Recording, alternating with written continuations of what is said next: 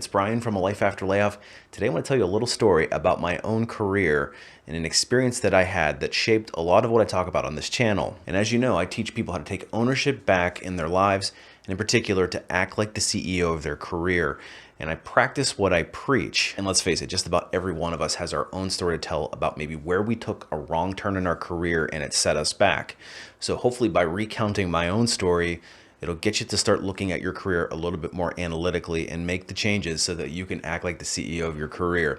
But before we get too far into it, if you're interested in learning how to be the CEO of your career, I actually put together a free newsletter to teach you just that. And in it, I share actionable tips each week that will get you to start thinking more like the owner and taking control. And I also share subscriber-only offers and news, so make sure that you sign up for it, and keep in mind it's completely free. So early into my career, I ended up getting recruited into a relatively small company. It was about 600 or 700 employees at the time, and it was in the railroad services industry. So I had an opportunity to go in, and my title officially was Staffing and Development Manager, which was kind of a weird title, but it was basically focused on recruiting and then employee relations. It really kind of turned into a human resources manager role. So the actual work that I was doing was really meaty, and it was really good, and it was great experience, and I got to really impact the business. Got to see people get hired, I got to see people grow as managers, and it was really good. But the premise for the role, and the reason why I accepted it, was I was supposed to learn the ropes from the VP, the vice president, in the department, the vice president of human resources, and he was supposed to retire in 18 months. And so I took that job, was supposed to learn the ropes. 18 months later, I was supposed to get promoted into his role, and then I would run human resources for this entire company. My boss, who was the vice president, was very particular, I guess we'll say, on how he liked to run things. And he had kind of an old school way about going about human resources. One thing that I'll say about him that was really great, and I learned a lot about it, was he had a high degree of empathy for the employee. And so if there was employee issues, it wasn't like a traditional HR department where they were always out to get you. In fact, he was usually looking out for a person. And if only if you were truly a troublemaker would you get on any kind of list. But in general, it was I hate to use the term because this is so worn out, but there was a very family-oriented atmosphere. The owners of the company were great. In fact, to this day, I still have a good relationship with them. But it truly was a family-oriented and work environment. And it wasn't a difficult place to work. It was relatively laid back. I had a fairly high degree of freedom to do what I wanted to do. I could kind of pick and choose my schedule and go where I wanted to go, and just needed to manage my desk as best as I could. But what happened was this tier of leadership that was in this organization was all retiring or supposed to retire about the same time. And it was within that 2 to 3 year window. And my boss kept on working and working and working. And at 18 months, it became very obvious, or very evident, that he had no true intention of hanging up the cleats, because he kind of had a little kingdom that he ran, and he had a lot of influence with the president and all this stuff. And so I just continued to bide my time, thinking, well, eventually I'm going to get it. And I was being groomed as part of a leadership development group. So there was some of us who were in a special setting that we would go off and do these special projects and all this stuff. At the vice president level, the senior leadership team of each one of these functional divisions, mine obviously being in human resources, was very attached to their work. And I mean, they paid really nice bonuses. I mean, really nice bonuses every year. And it was probably hard for them to let go of that. But it became obvious that a lot of them also felt the same way. They didn't want to release their stranglehold on the organization. They wanted to keep doing what they were doing. And people who were in the leadership development group, my peers, one by one started leaving the organization. In fact, one of them went off to become a president of a competitor company. And eventually another one of my friends, who got passed up for promotion a few times, also left the organization. And I think out of that succession group that I was a part of, only maybe 1 out of 8 or 10 people actually made it to the level that they were supposed to in that organization, because these leaders just didn't feel that anybody could take over, or they were staying on too long and they just kind of convinced themselves that nobody was capable of it. And my boss was saying things to me like, you're not ready yet. There's still things that you need to learn. We still need to develop you here, develop you there. But in reality, he wasn't really providing me any kind of development opportunities. It was kind of, I was kind of on my own in that regard. And I was talking to my peer group and they were also dealing with the same types of things. They weren't being properly supported by their bosses, and everybody would say the right things to your face, but behind closed doors, they would have conversations about how nobody on this group was ready to go. And one by one, all the people who took ownership in their career would leave. Well, not me, because I had a steady job. I was well regarded in the organization. I had a boss that, again, was very family oriented and very supportive in that regard, not as supportive in other ways. But I didn't necessarily have this high degree of pressure, and I figured eventually he was going to retire. And year after year passed, and what was supposed to be 18 months ended up turning into, I think I was there for 9 years total. And basically after 7 years or so, I gave up on my dream of being the head HR person when another senior leader came and tapped me on the shoulder, and he recognized, he says, you don't really seem that enthusiastic about your situation, and I understand why. But he said, but you have a lot of talent in some other areas, and it was marketing and some photography and some creative stuff that I was doing. And he says, I really think that you could help us in some other part of the organization. So I actually ended up leaving that role in HR for the last 2 years of my career at that particular place and went off somewhere else. And all the while, my boss, who was still in role, he supported it. And I left, and then he waited another 2 years before he finally hired a replacement for him. And then he ended up kind of hovering over top of that guy for a long period of time and ended up leaving the organization. So in other words, it took him 9 years to leave the organization and retire when he promised me it was 18 months. In fact, that's what I was told in my interview process. And I look back at my time at that organization, and while I don't necessarily regret working for them, I do regret how I handled my career, because I became very apathetic. I became very comfortable in my role. I became very comfortable in just collecting a steady paycheck.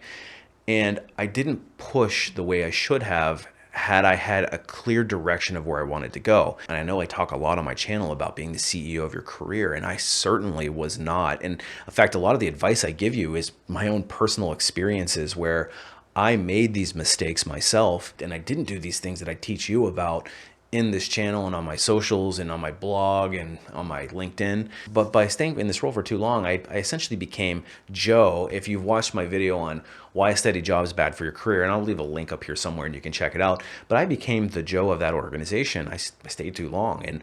And the danger in that was that my peer group, I'll say this, the astute people in that peer group that I was growing up with in the succession planning leadership group, the astute ones who took off after 2 or 3 years, they said, I'm not waiting around for somebody else to recognize me. If they don't think that I'm ready and I know that I am, and this other company is willing to do it, they ended up leaving. And we all kind of sat and said, oh, like, did you hear so-and-so's going? And I should have gotten some sort of little light bulb going off that, hey, maybe I should be doing the same thing. But again, I became apathetic, and I let the work come to me. I waited for the opportunity. I told myself, they promised me, and all I got to do is just bide my time. And obviously that didn't happen. And as a result of that, I fell back further in my career than I should have compared to my peer group. Because then when I look around at the people who maybe outside of my organization, but people I went to school with, we're all moving into these different levels of role, director, etc., at a time when I was just kind of middling away at a manager's level. And as a result of being told you're not ready, and you're hearing that over and over and over again over the course of 5, 6, 7 years, you start to kind of believe it. Maybe I'm not ready. And all the while, it was just the insecurities from the people who were in these roles. These various managers would tell their people, you're not ready, you're not ready. And it was clear that many of them actually were ready, because they left the organization and they got these jobs at other companies, and they're still there thriving to this day. I also lost my passion and desire to be the human resources manager, to be the man there, so to speak. I just stopped caring about it. And when you stop caring about something and you literally just go into autopilot, I mean, I would do my work. It wasn't like I was like slacking off or anything like that, but I would do my work, but I didn't care about going above and beyond anymore. I didn't care about volunteering for that next project. I didn't didn't care about being considered for promotion. I kind of went into like autopilot, and I was very fortunate that the one manager came in a way. I was very fortunate. He came and tapped me on the shoulder and pulled me out. It was like almost like yanking me out of this bad situation where it just felt negative. But when you become too comfortable, that's when you start making decisions. And actually, maybe better say that's when you stop making decisions that are in the best interest of your long-term career, because you have a steady paycheck and you stop worrying about the types of things that you should be if you're playing chess with your career versus check. I was playing checkers with my career, not chess.